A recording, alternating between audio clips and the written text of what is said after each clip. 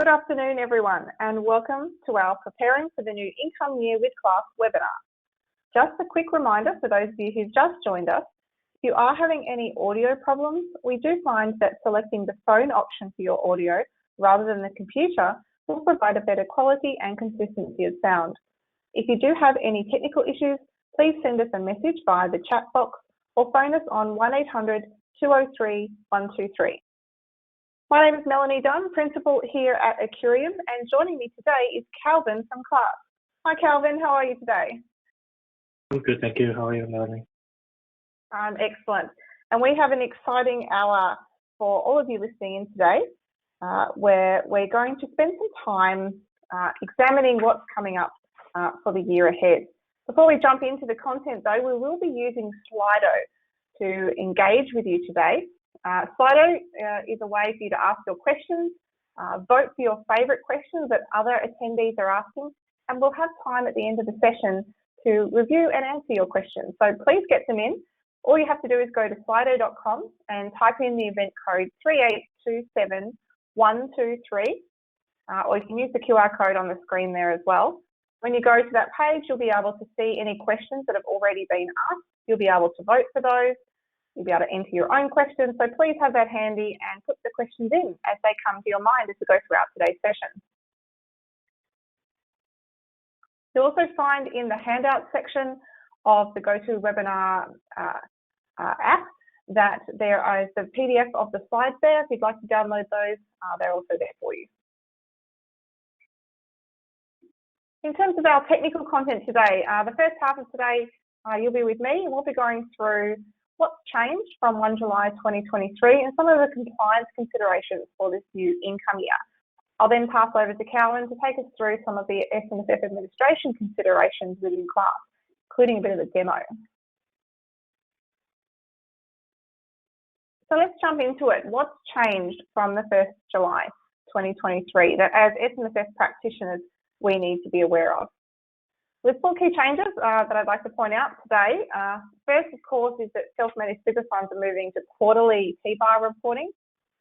We've had indexation of the general transfer balance cap at 1 July 2023, only the second time ever. We've had some change to the bring forward rule thresholds, and we've seen a reduction in the minimum pension standard provisions. So we'll have a look at these over the following slides, but something else to point out, of course, is that from 1 July 2023, we've also seen an increase in the employer SG rate. It's gone up to 11%. And at 1 July, we also saw an increase in the age pension age. Now to become eligible for age pension based on your date of birth, you've got to be turning 67. So our last round of changes there in terms of increasing that age pension age.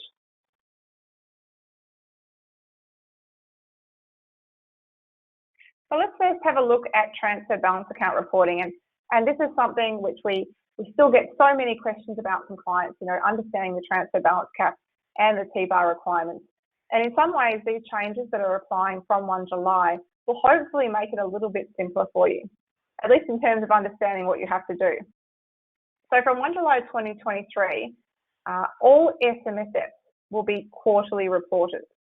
So you may be familiar that prior to 1 July, we had a situation where a fund would have assessed whether they would be an annual or a quarterly reporter at the time they first moved into retirement phase in the SMSF or back at 1 July 2017. But what we found was that, this test that needed to be done based on the members' balances at the time of the year where the pension started, we look back at 30 June, we make an assessment, and some funds only had to be annual reporters. And what that meant was they didn't have to report events that were relevant to the transfer balance account until the time the SMSF annual return was due. Now, unfortunately, for those reporters, things are changing. From 1 July, they will now be quarterly reporters and aligned with all those funds that previously were already assessed due to their large balances at the time of moving into retirement phase to be quarterly reporters. Now, for funds who were already quarterly reporters, they'll be used to this. Any transfer balance account events from the final quarter of 22-23, well, they were due 28th of July. They should already have been done. What we do need to ensure is that any outstanding 2022-23 events for previously annual SMSF reporters, you don't anymore have until, say, the 15th of May 2024 to get those reports in. These need to be submitted to the tax office by the 28th of October this year. Now, we would also suggest considering reporting those events as soon as possible, really, because the Australian Tax Office will have already calculated a member's personal transfer balance cap due to the indexation of the transfer balance cap at 1 July 23. And when they do that, they rely on the information that you've reported to them to assess a member's current transfer balance account. If there's T-bars missing, that is that there were events back in 22, 23 that haven't yet been reported and therefore the ATO does not know about, the assessment that member may have received for their new personal transfer balance cap could be incorrect. So we do need to make sure to get those T-bars in promptly and then those personal transfer balance cap assessments will be updated. So a bit of a checklist here to make sure you're aware of the reporting requirements across your SMSF. All funds are now quarterly. If we had events which occur this first quarter, July to September, they have to be reported by the 28th of October. Events October to December, you've got until the 28th of January to get those reports in, and so on and so forth. Each quarter, you've got until 28 days after the end of the quarter to submit those T-bars to the tax office. So really important change and really important to be aware of, particularly for those funds that were annual reporters. You no longer have that considerable time frame that you used to get these reports in. As an example, let's consider Jason here. He has an SMSF which was previously assessed to be an annual reporter for T-bar. That was when he first moved into retirement phase back in 2020. Jason, however, this year made a lump sum payment from his pension, $50,000 in February. Now, previously, this event was due to be reported by the due date of the annual return, say 15th of May 2024. However, from the 1st of July, Jason's SMSF must start to report quarterly. And if he hasn't already submitted the T-bar for that $50,000 lump sum, that T-bar must be submitted by the 28th of October 2023.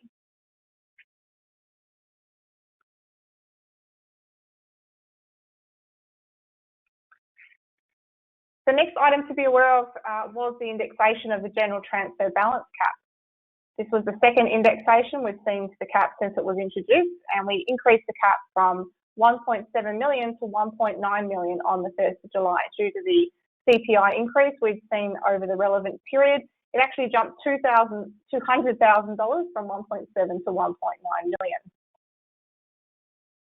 Now, what does this mean for different retirees or different members in your SMSF? Well, it depends.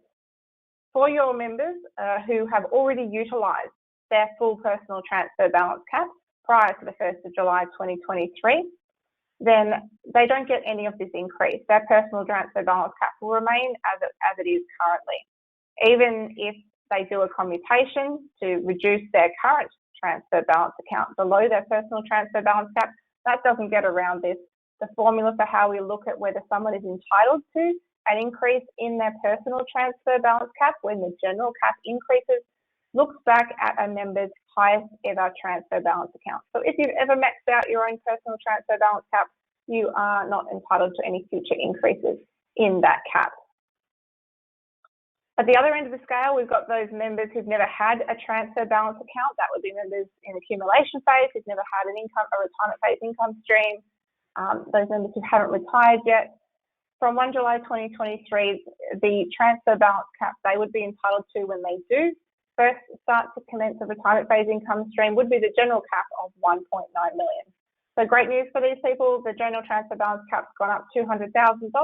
They are now eligible to put an additional $200,000 into the tax-free retirement phase when they do decide, if and when they do decide to start a retirement phase income stream.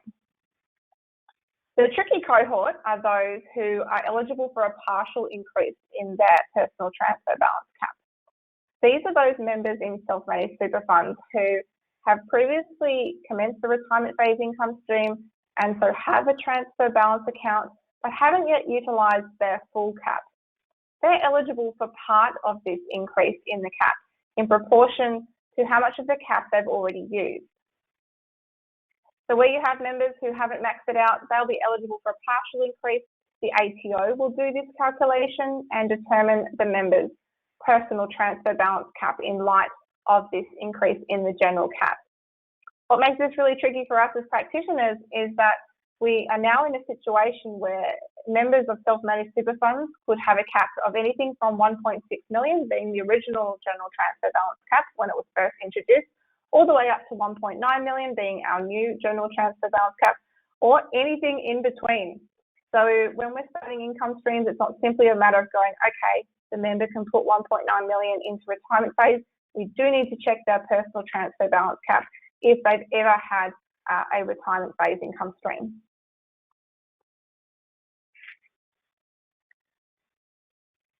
Let's look at a quick example of how the OT will calculate a personal transfer balance cap for an individual at 1 July. And let's consider Georgia. She commenced the pension on the 21st of September back in 2021, with just under $1 million. She'd never had a transfer balance account prior to that date, but her personal transfer balance cap upon starting that income stream was 1.7 million. When she commenced that income stream, she submitted a TBA, a transfer balance account credit, of that 935,700, and so she has a remaining transfer balance cap at that time of just over 760,000. Now, on the 1st of July, the transfer balance cap increased to 1.9 million.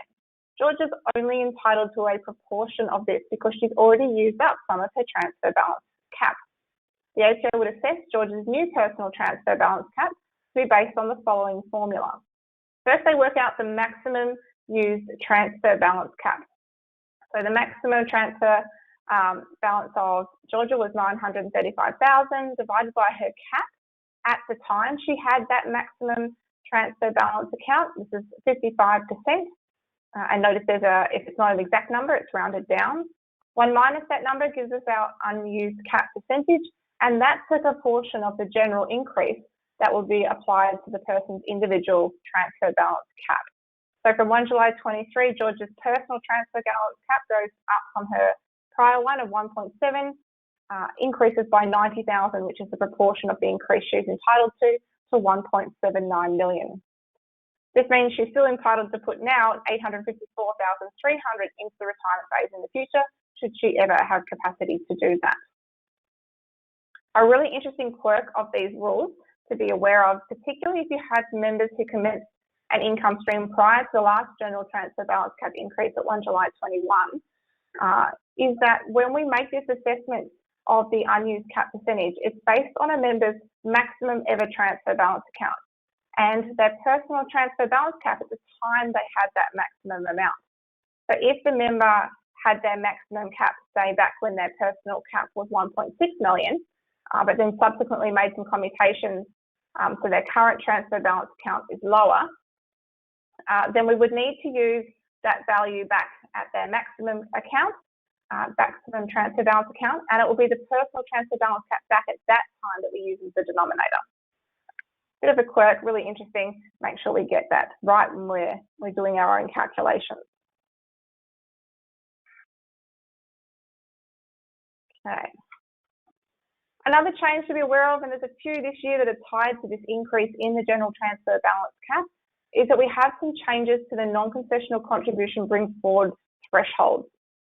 I note that the indexation for the contribution caps themselves, now that's based on a WOTI, not CPI, like the transfer balance cap.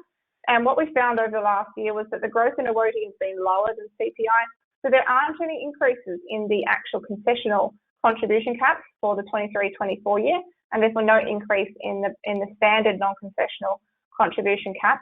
But what we do see an increase in and a change to is the bring forward rules, because they are tied to the general transfer balance cap.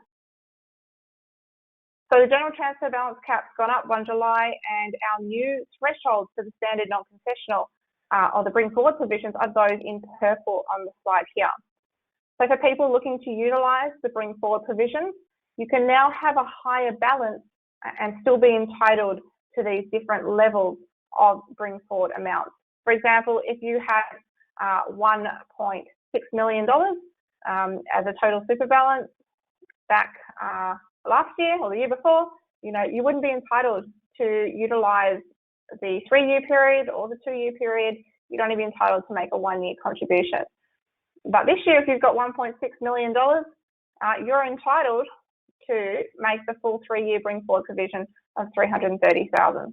So that's really pleasing with the $200,000 increase in the general cap that has flowed through to give us higher thresholds where we can apply the bring forward provisions.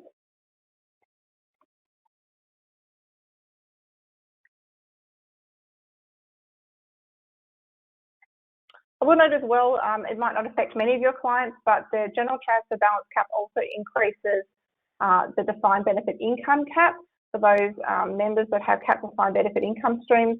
It's the general transfer balance cap divided by 16. So from 1 July 23, that's increased to $118,750 in income before you hit that defined benefit income cap. So what are some strategic opportunities out of these changes? Well, some key ones are around the opportunity to maximise contributions, because one of the other changes we've seen over the past year or so is the removal of the work test. So the work test was removed back at 1 July 2022, and this means that a trustee can accept $110,000 without meeting the work test. You can accept that non-concessional contribution. So for someone like Don here, who's 74, and he's not been gainfully employed since he retired back at age 65, given his level of total super balances, the work test has fallen away. So although he'll be under age 75, or given that he'll be under age 75 at some time in the 23-24 year, he can now trigger the bring forward rule, as his 30 June 23 total super balance is less than 1.68 million. His non-concessional cap will actually be 330,000, allowing for that bring forward provision, which would cover the next 3 income years. Although we do note as well, for someone like Don, remember that the trustee can only accept the contribution from him up to 28 days after the end of the month he turns 75. So really, he must use this bring forward cap in total by that time, otherwise it will be lost. But this has provided an opportunity for people like Don, who retired previously and are no longer working, to make additional and material contributions to their superannuation. We also have an example like Ted and Lisa. They haven't been gainfully employed since they retired as well. Their prior total super balance is back at 30 June of 1.9 million and 600,000 respectively. Now, the 1 July 22 changes to them, to the contribution rules, allow them to even up their balances. Ted could withdraw, as his benefits will be unrestricted, non-preserved. He could give it to Lisa, she could contribute it back to the fund. And the trustee can accept the contribution from Lisa because she's under 75, and her non-concessional cap for the 23-24 year will be 330,000 over the next year because her total super balance is well under the 1.68 million. So just a couple of examples to be mindful of for those older clients who are no longer working, the opportunities to look for this year to help them maximise their contribution to super if that's something that they would like to do.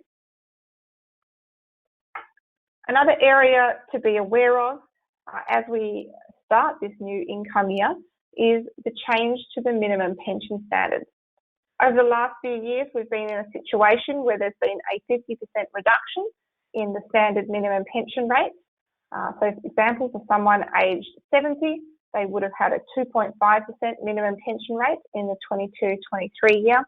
However, this temporary reduction in the minimum pension standards no longer applies from the 23-24 income year. So that same 70-year-old today or this year would have a minimum pension requirement of 5% of the balance at 1 July, not 2.5% like they had last year. So this does mean it's important to review the liquidity position of the fund to ensure there is sufficient cash to cash the minimum pension payments in the 23-24 year, because they're now effectively doubled back up to their standard rates. And to ensure if you've got any direct debit arrangements and the like set up for minimum pensions, that they are also reviewed and updated if necessary to ensure the new updated minimum pension payments will be made for this income year. Of course, we don't want to fall foul of these minimum pension standards, because if we don't make a minimum pension payment that meets the requirements in a year, the SMSF would not be entitled to claim exempt current pension income on that income stream. For those SMSFs that are paying a market-linked pension, refer to the Schedule 6 being the relevant payment table. Note that for those income streams commenced on or after 20 September 2007 that are also must meet the Schedule 7 minimum pension standard requirements, they will also be impacted by this change to the minimum pension standard. So be aware of your calculations for those as well.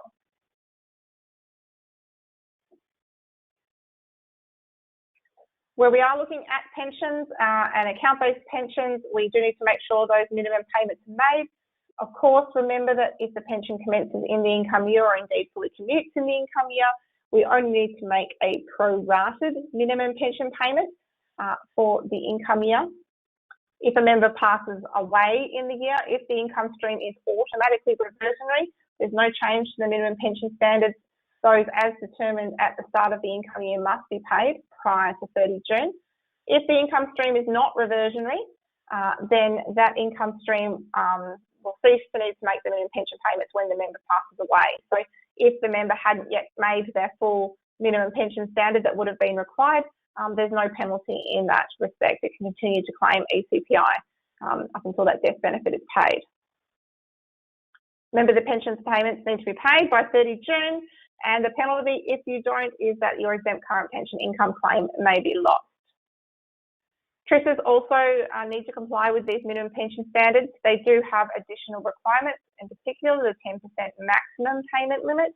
And if you fail or fall foul of these rules, again, you're not eligible to claim the ECPI if it's a retirement phase TRIS. And there could be further breaches of the payment standards if you breach those payment conditions.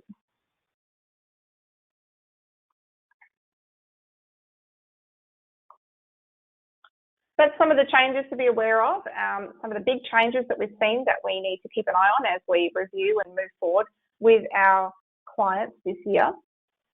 But some of the compliance considerations in particular, as we're reviewing our SMSF annual returns for the 22-23 season. A first one to note was, remember that check whether the contributions were made in time.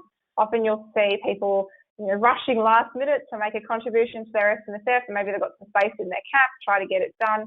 But something to be aware of, remember, is when those contributions are counted as being received by the fund, and therefore which year they apply to. So as members were back at year end trying to make those contributions, or indeed as well pension payments, remember the rules for when it hits the bank account. So if it was an EFT, for example, it's credited. The contribution is taken to be made when those funds are actually credited to the fund's bank account. Another common example is if we paid that by cheque, the contribution is taken to have been made when that personal cheque is received by the trustee of the fund, provided it is then promptly banked and honoured. So the rules aren't always the same for the different types of ways the funds can have been transferred to the SMSF. Make sure you're aware of these and ensure to count the contribution in the appropriate income year and the relevant cap for which it will be counted against.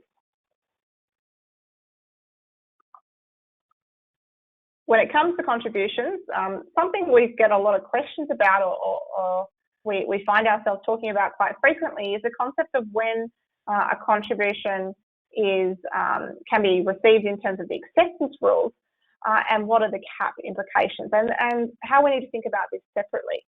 Remember, a trustee can accept a contribution if the member is under 55, if they're 55 to 75, all contributions as well now, but we need to make sure that we only accept that up to 28 days after the end of the month the individual turns 75. And post 75, there's only those mandated employer and downsized contributions. We saw some changes to contribution rules last year that are reflected here, and it's important to be aware of that because the trustee needs to determine whether they can accept the contribution when it's made, and only if they can't do they need to return that within 30 days of becoming aware that they couldn't. From a cap perspective, it's kind of a second step. The trustee just needs to know, can I accept this contribution? Okay, I can, here it is.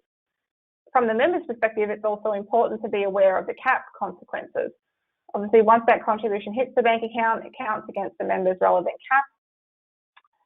And we've got our different range of caps from concessional, non-concessional, the special rules for our downsizer and CGT lifetime cap that we need to be aware of. So the wrong question is, can I make a contribution? The correct question is, can the trustee accept the contribution? And if the answer is yes, then the question is, what cap is it relevant for, and what are the consequences there? The first question is the trustee's concern, and the second question is the member's concern. We've got a really great article on the Tech Hub at the moment that Mark's written, which addresses some of the issues we're seeing around this. Another point around contributions, claiming deductions for a personal contribution and what's changed there. Although we have seen the work test drop off, it is still relevant for those members making a contribution and wanting to claim a deduction for their personal contributions where they're aged 67 to 75. They do still need to meet the work test in the year that contribution is made. The work test exemption is still relevant, but the difference here is that the ATO is going to administer this work test at the time the individual lodges their income tax return. So trustees no longer need to check this, as we saw on the previous slide, but they do need to check and acknowledge receipt of the notice of intent to claim a deduction from the member.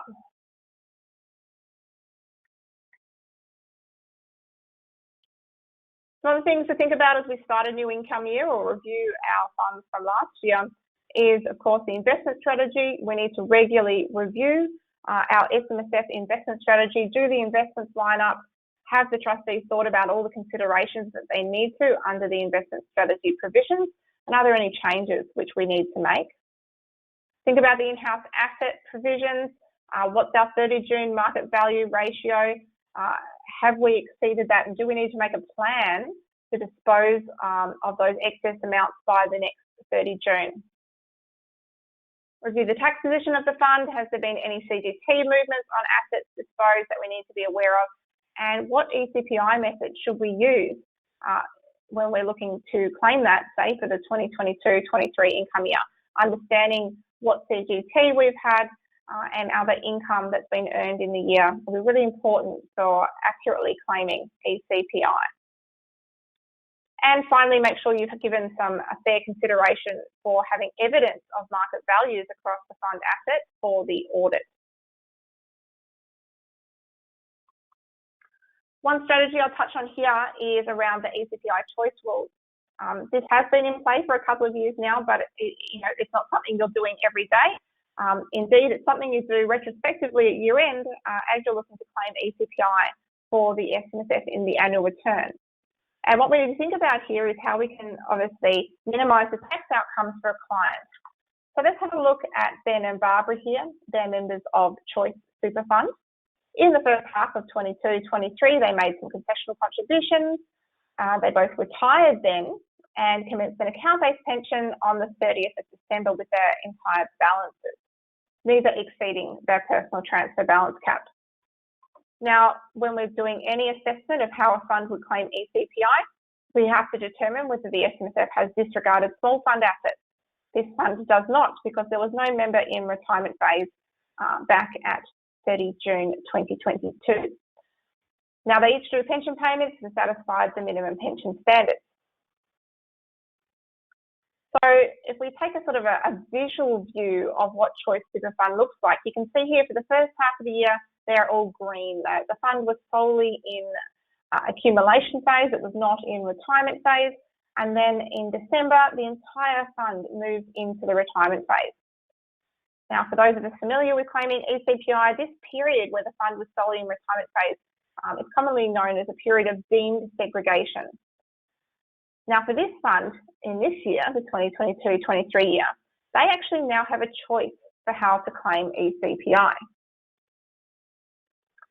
If they don't make any choice, the default approach for claiming ECPI would be what we've been doing for the last few years. This fund would use the segregated method to claim ECPI on income earned during that segregated pension phase, and any income earned while in accumulation phase would be entirely taxable, and the fund would not require an actuarial certificate.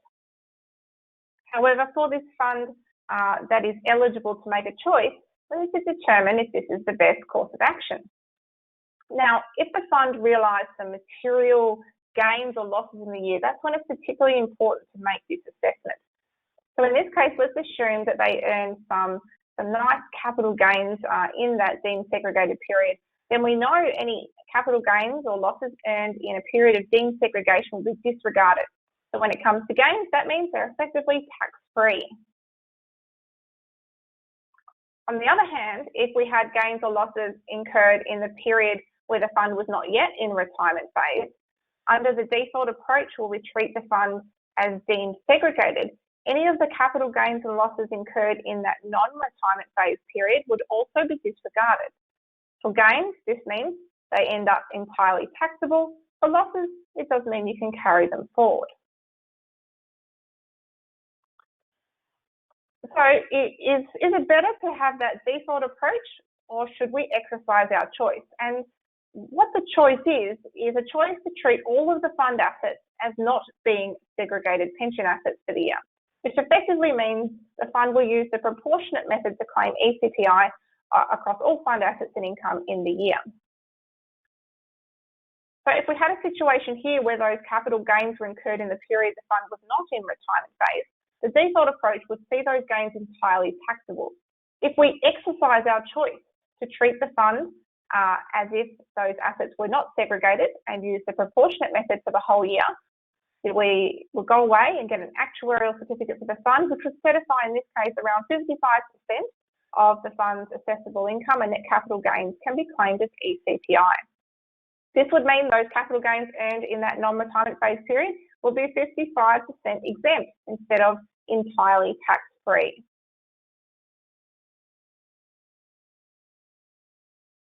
So it's really important to have a look at this where you have clients who have ECPI choice, and particularly where there's material gains or losses in the year. Think about doing a comparative analysis to see which outcome would be best for the client. If you are interested in doing that, we do have a prior webinar which we did in class that looks at how to do an assessment of the ECPI choice outcomes, and that's available on the Tech Hub if you'd like to review that. All right, that's the end of our technical session. Calvin, are you there? Let's have a look at some live demonstrations in class for how SMSF administration can be done to help our clients this year. Sure.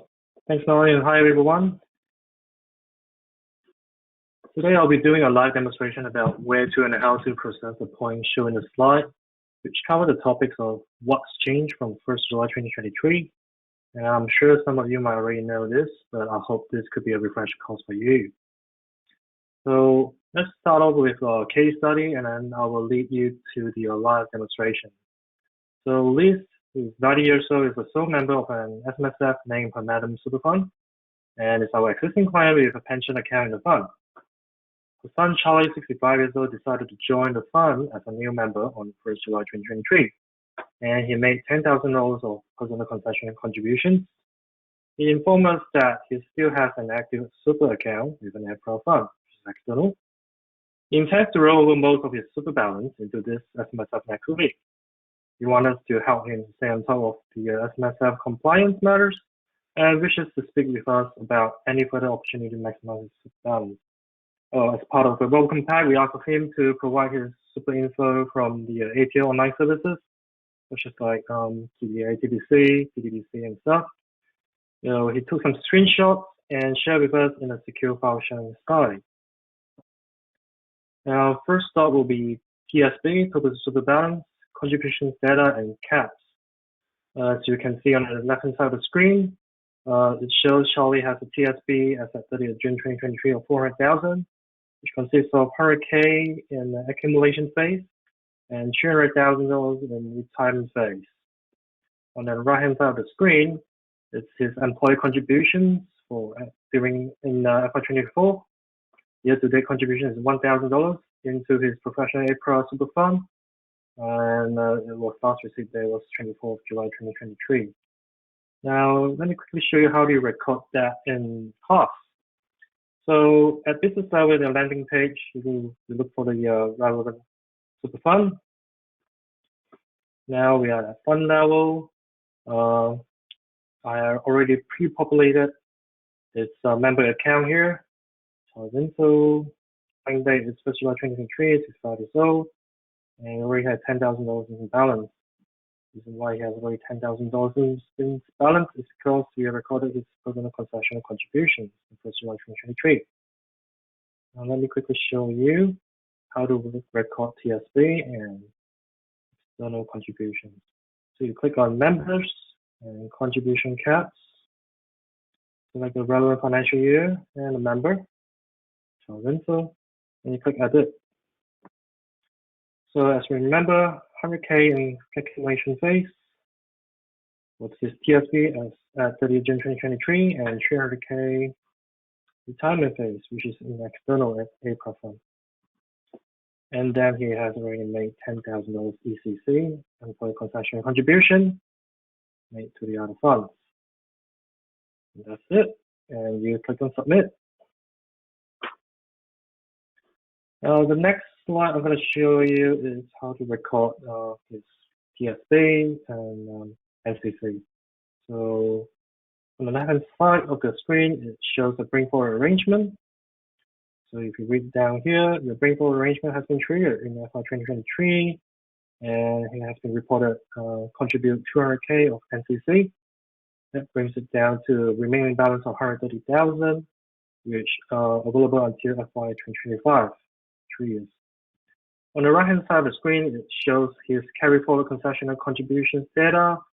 As you can see here, historically he has made concessional contributions of $12,000 since FY19 year in year out until FY 2023.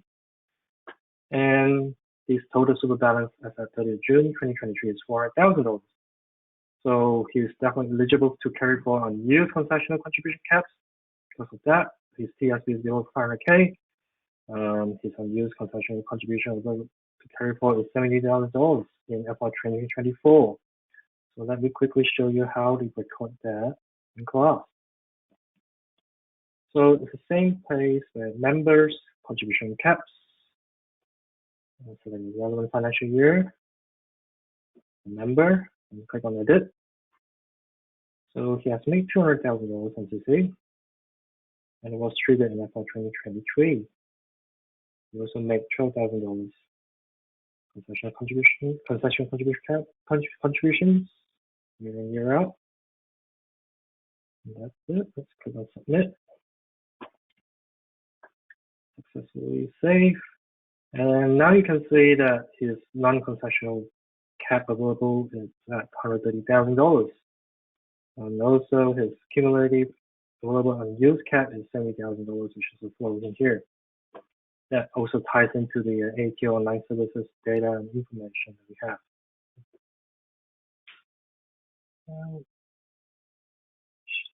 Let's move on to slide number 2, point number 2, which is regards with TBA and TBC. So on the left-hand side of the screen, you can see that he has available cap space of $1.554 million. His current personal transfer balance cap is $1.854 million. His highest ever transfer balance peaked at $300,000. And indexation entitlement is yes, he's entitled for indexation. On the right-hand side of the screen is his historical transfer balance account events and transactions. Being the oldest one is 1st July 2020. He purchased superannuation income stream of $200,000. 1st July 2021, he had made a member commutation of $100,000. And 1st July 2022, he then purchased another superannuation income stream of $200,000. As you can see, it's all from professional April Super Fund, which is an external super fund. So let me quickly show you how to record that in class. So at the fund level, you click on periodic processing and T-bar console, click on that. The T-bar console, you actually got 2 tabs here. On the left is lodgement history, and on the right is TBA, transfer balance account. Let's have a quick peek over here. So at TBA, we have list of data of T-bar events. She had started her superannuation income stream on 1st July 17, and she entitled to indexation. The purchase of super balance was 1.4 mil. Now her available cap space PDBC is $239,000. So let's record Charlie's T-bar event here, because he did mention that he intends to roll most of his balance from his April fund next week. So I assume that he's going to start pension right here as well. Let's do it. So at the T-bar menu event, click adjustment, tick that so that it doesn't recreate another T-bar event, because this is historical, and we want to record historical is already passed and recorded by the April fund. So select superannuation income stream, select the member Charlie Windsor. But somehow the account is not there. Let's try to push on to see what happens. So let's push July 2020, and he purchased $200,000 income stream on that day through the April fund. Let's click on it and see what happens. It says an account needs to be specified. So we definitely need to get around this. We will have to create a dummy account in order to record his historical and external TBA events. For that, let me show you how to do that. Click on members, browse members, and add new pension account. Member will be Charlie Windsor. Pension type account-based pension. Account name, we will have to be very specific on this one because we don't want to use for any other reason other than just to record his historical and external TBA events. So I'll put April external fund, a dummy account. Start date was 21st July 2020 based on his the AT online service, the first superannuation that he recommends. Pension account identifier. Let's try to activate. Unfortunately, it says start date before member's join date. The start date of this pension account is before the member join date, which is 1st July 2023. While this is not an actual pension account in this SMSF, we could actually cosmetically override the date just to get around it, so long we carefully navigate this pension account. So for me, I would just put 1st July 2023, which is his first join date, and activate it. Let's go, done, activated. Now the second step is actually to go into his members transition. So you have to click on his name right here. Members transition, and click on new. Will be 1st July 2020 and retire. I believe he has already met his conditional release, and therefore his April fund allows him to purchase superannuation income stream of $200,000. Now save it.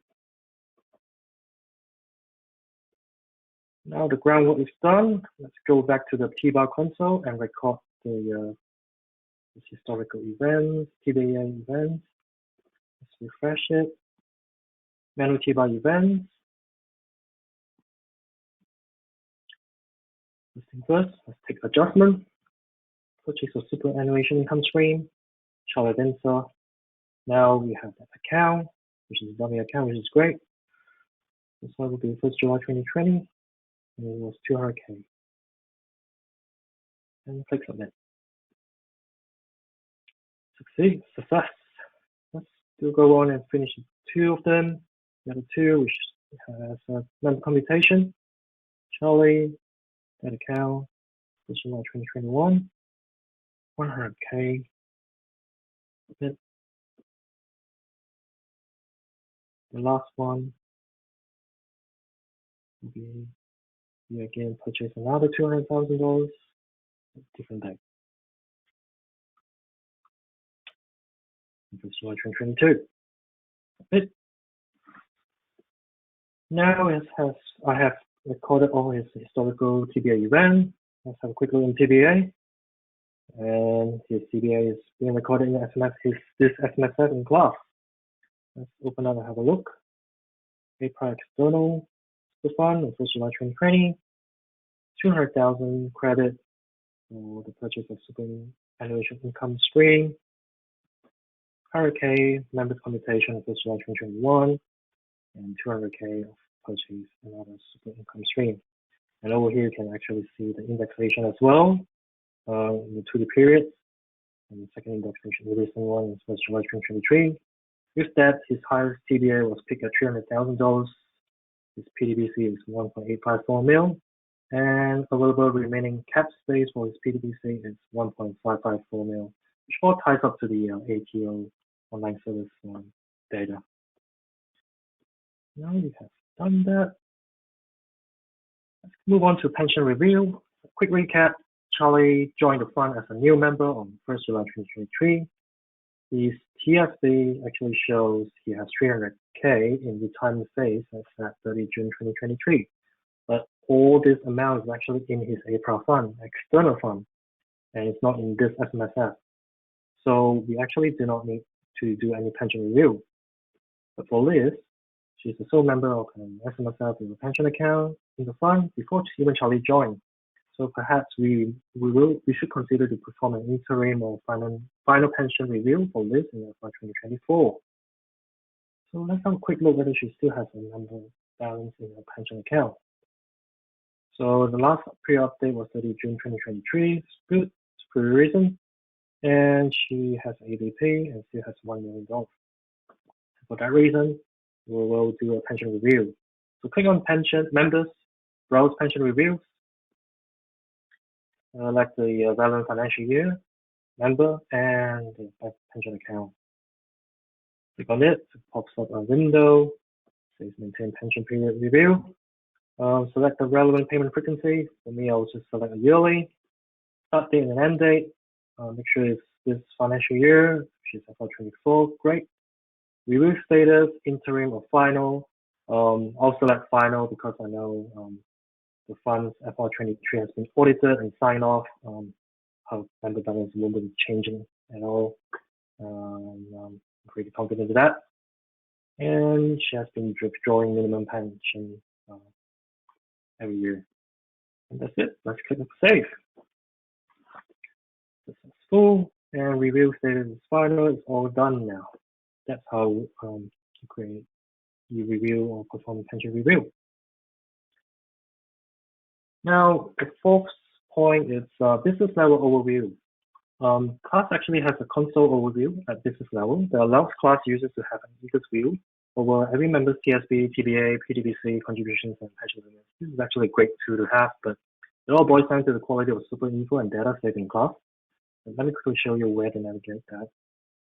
So you will have to go to the business level landing page.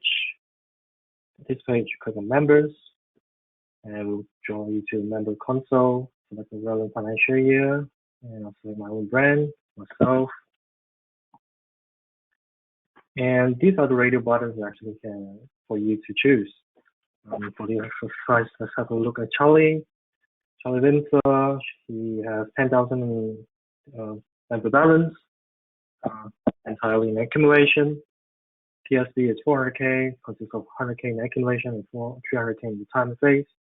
Transfer balance is 300K, it's highest, and a little bit of cap space is 1.554 mil. And this page you can actually look at, all other members. Like this tool is already maxed out. There's no more real cap space. Next one is contributor caps. We'll look at the Charlie's Windsor. He actually made $200,000 NCC in FY 2023, which triggers the bring forward rule, so that he now has available NCC available cap space of 130,000 and concessional available at 86,500. It would be great to have again. If you could have update all the other ones, like all these unknown, because previously it's not being updated in their NCC prior contributions. So it would be a good habit or best practice to update this after finish the audit, whether it's unknown or wasn't triggered at all or was triggered, and just insert how much is that. And the rest are not applicable is because they're already over the age. You can't do much. This is pension limits radio button, and you can see which account hasn't done the pension review yet. For Jane Doe and John Doe. With Charlie Windsor, we haven't done any pension review yet. But as we know, that pension account is actually an APRA external fund and you don't need to do pension review. It's fine. If you look at leave info, you already done one, that's so good. Just one pension account and required action. The minimum is $110,000. The required action is because she hasn't paid any pension yet. So you require to tell our client that they start topping up and pay the pension payment. The last way about it is about personal TBC. This is to show your indexation entitlement, whether you're entitled or not entitled to. It also shows the highest ever transfer balance and personal TBC. All this can actually be exported into a CSV file, so at your disposal. My last slide is about administration tips and recaps on how to stay on top of compliance. That includes frequently reconcile transactions and period update of your client's funds, especially now TBA is now reportable on a quarterly basis whenever there's a TBA event to report. Make full use of automated data feeds and create bulk transaction rules at business level if you could. Now is also a good time of the year to do a data feed health check for every fund. Have a procedure when and what situation you should cross-check super info between class and ATO, like what we did for Charlie in this case study, because he's a new member. Consider to start working on pension review for FY24. Expect a high and minimum pension requirement, which may hit hard on funds that have illiquid assets, especially the temporary reduction has now been removed. Set calendar reminders to review your clients' SMSF compliance requirements, and discuss options like maximizing contribution caps, redistribution of wealth between members, and etc. So that's all from me, and I will hand it back to Melanie. Thank you.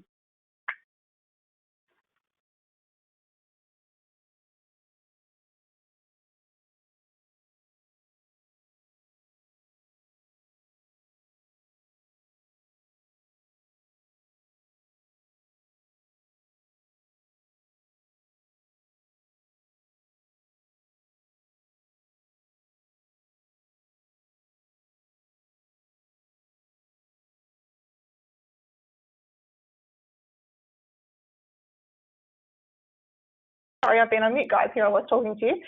Thanks for that, Calvin. That was really informative. Love to see those demos. But let's now jump into some Q&A, and I've seen your questions coming in thick and fast, which is great. So if you do have any questions from Calvin's section or from the technical sessions today, please put it in Slido, vote for your favourites. And Calvin, we might answer some of these questions. So let's have a look what we've got here. Our first one from Anonymous. I've got a client that started an account-based pension, only 1.6 million back at 1 July 17. Their balance has now gone to 1.65. Is an actuarial certificate required using the proportionate method? This one's for me. So if you had that client back at 1 July 17, they've maxed out their transfer balance cap there and put their money into retirement saves.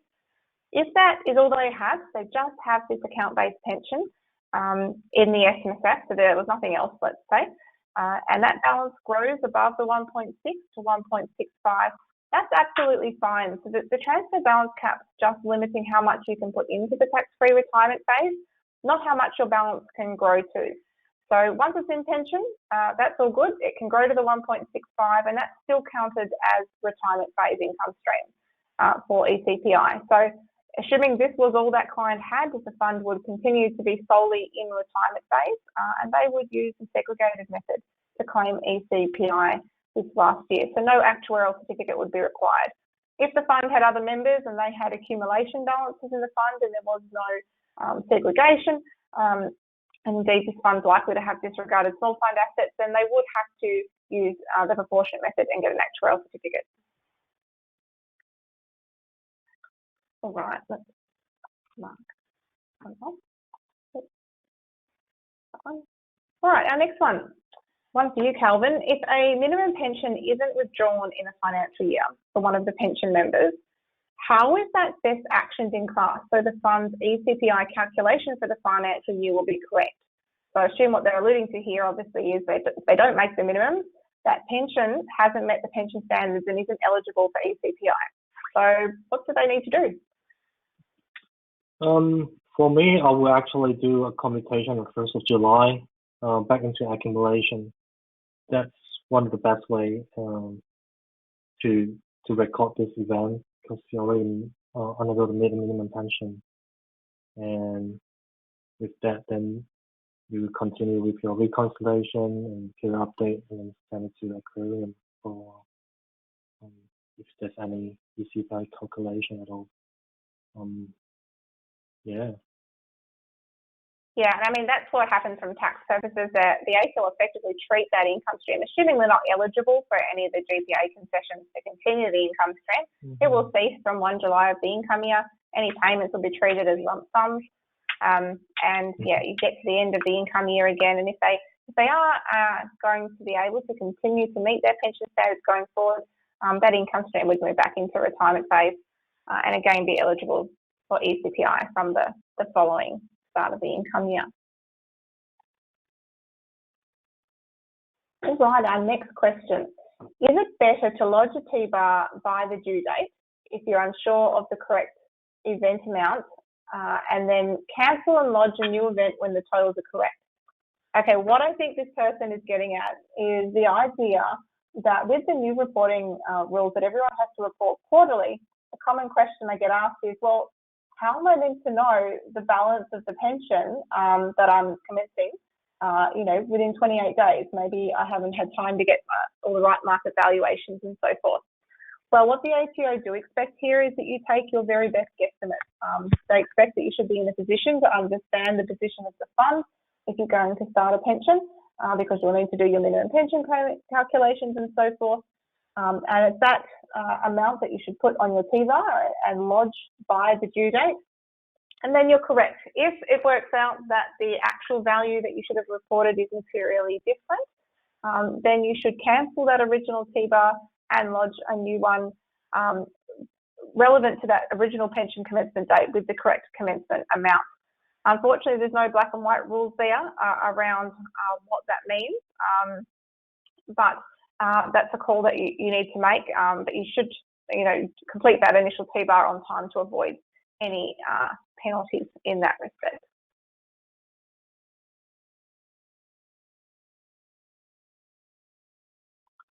All right, if you make an in-specie contribution of shares, what is the date of the contribution?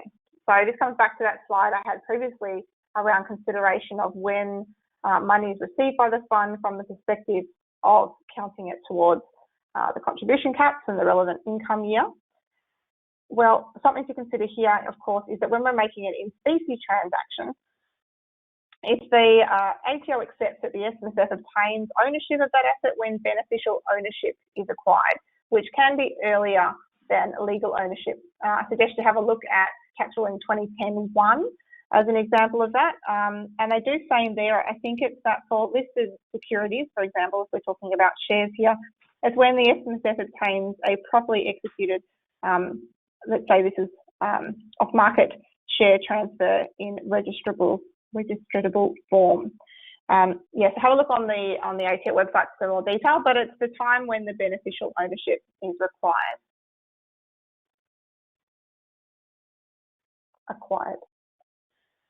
All right. We've got a few minutes left. Let's keep working through these. Keep getting your questions in. This is great. Work test question. I've got a member aged 70, wants to make a personal deductible contribution, doesn't receive a wage, is the director of the business. Do they satisfy the work test? Thank you, Anonymous. Let's work through that. Look, what I might do is I'm not sure if you put your name in, but obviously there's some detail to some of these questions and we've only got a minute or so left, so I might contact you directly. If you pop your name into the question, say it was me, I'll make sure I get back to you there.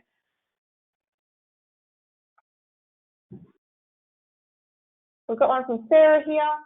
If I'm using the bring forward rule for age 74, how can they use the cap from 76 when they're too old? So this is back to one of the strategies we had up in the slides. And you're absolutely right there, Sarah. You've only got until age 75 or 28 days after the time you turn 75 to utilise the bring forward rules. So if you're eligible to trigger the bring forward rules today because you're under 75, you must complete that bring forward arrangement effectively before you exceed, before you get to age 76, as you say. So in the example we had on the slide there, I think it was Don or Des was going to use the full 330,000. He was eligible to contribute over the upcoming 3 years. He would need to utilise that before he reached age 70, 28 days after 75, so that he makes sure that they're all done within the allowable time from the perspective of his age. So no, he wouldn't have all the extra years up to age 76 to utilise that.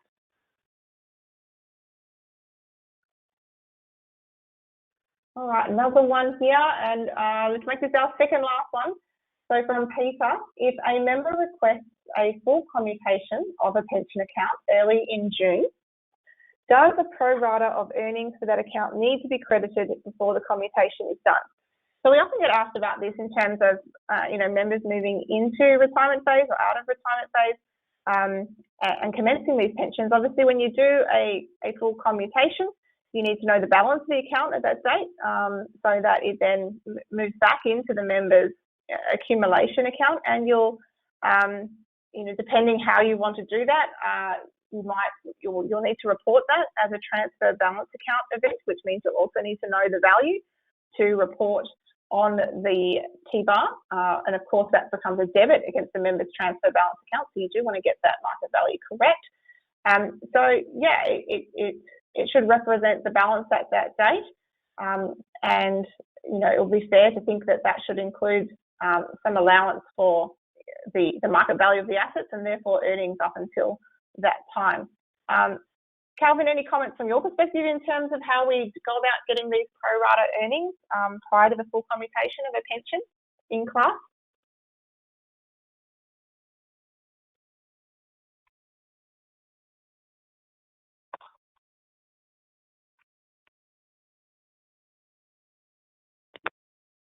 Are you there, Calvin? Sorry, I can't hear you. I'm not sure if you're talking.